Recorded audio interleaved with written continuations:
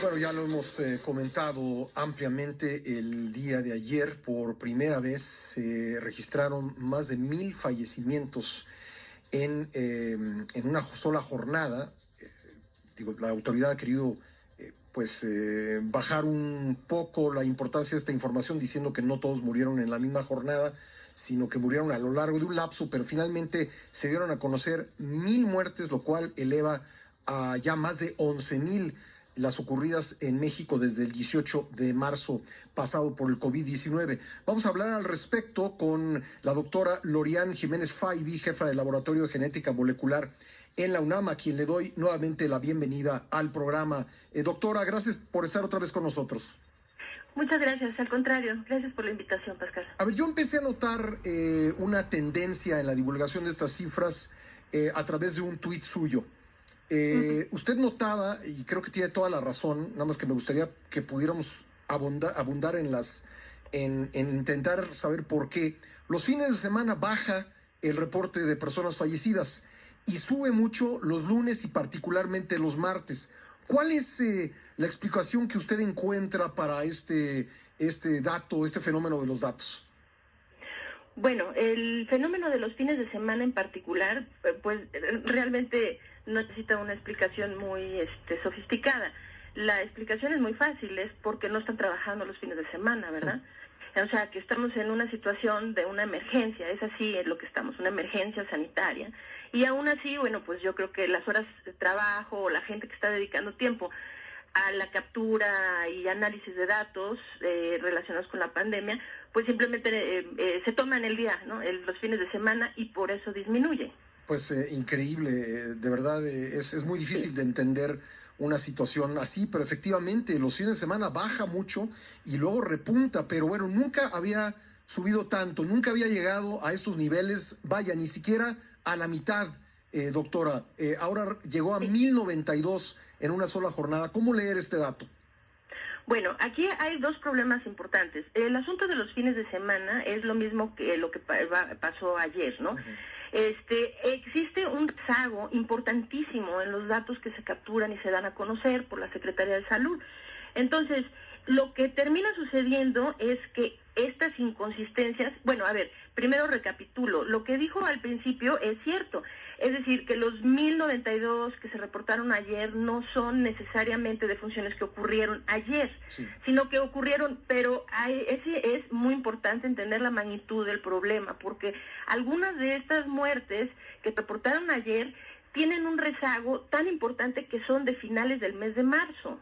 Es decir, que esa es información de defunciones que no se habían registrado desde marzo, abril, y la mayoría son a partir de la segunda quincena de abril hasta todo el mes de mayo. Ver, así como se puede planear con un rezago tal en los datos, es muy difícil tomar decisiones de política pública respecto de esta enfermedad. No, es imposible. O sea, los datos son inservibles para tomar decisiones.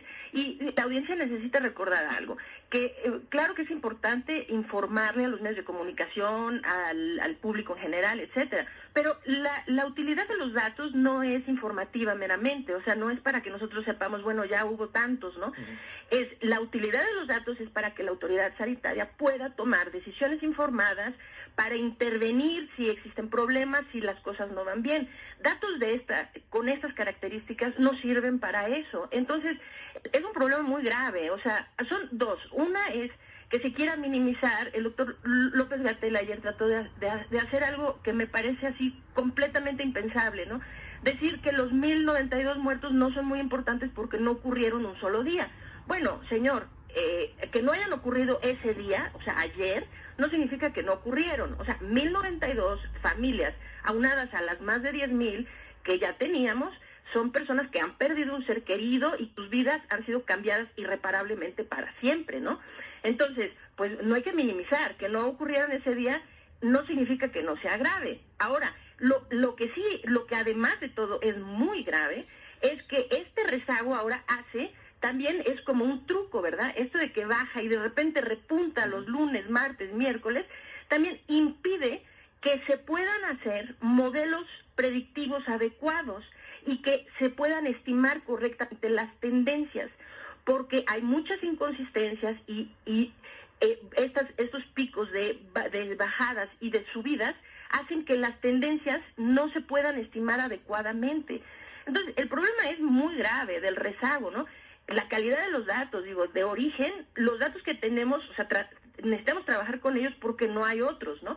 Pero hay que entender que los datos tienen problemas muy graves de origen. Por ejemplo, que como no estamos haciendo suficientes pruebas diagnósticas, pues todos los números, tanto de casos como de defunciones, están seriamente subestimados.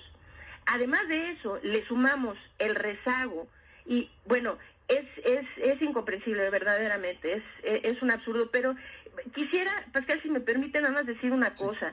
Aquí ya no es tanto, el problema ya no es tanto si el doctor López-Gatell se equivoca o no, o sea, es obvio que está equivocado, ¿no? Pero tampoco es importante qué tanto se equivoca el señor. O sea, aquí lo que importa es la cantidad de tiempo que ha hecho perder a México.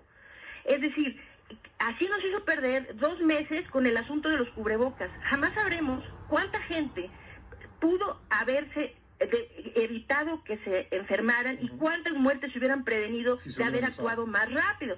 Ahora, ¿cuánto tiempo nos está haciendo perder sin entrar con las estrategias de contención necesarias para detener esta catástrofe que nos está azotando? Entonces, la rendición de cuentas ya vendrá y qué bueno que se le exhiba, y cuando venga la rendición de cuentas, creo que los coscolazos le van a tocar muy mal. Pero ahorita, más que todo eso, importa que alguien se ponga las pilas para meter medidas de contención antes de que estos 11,000 muertos se nos tornen en 30 y en 60 y en 100 y en 200,000. Pues, porque para allá vamos. Ahí está el dato. Doctora, le agradezco como siempre su disposición de conversar con nosotros, muy amable. Al contrario, es un placer. Gracias, Buen día. doctora Lorian Jiménez Faibi, jefa del Laboratorio de Genética Molecular de la UNAM.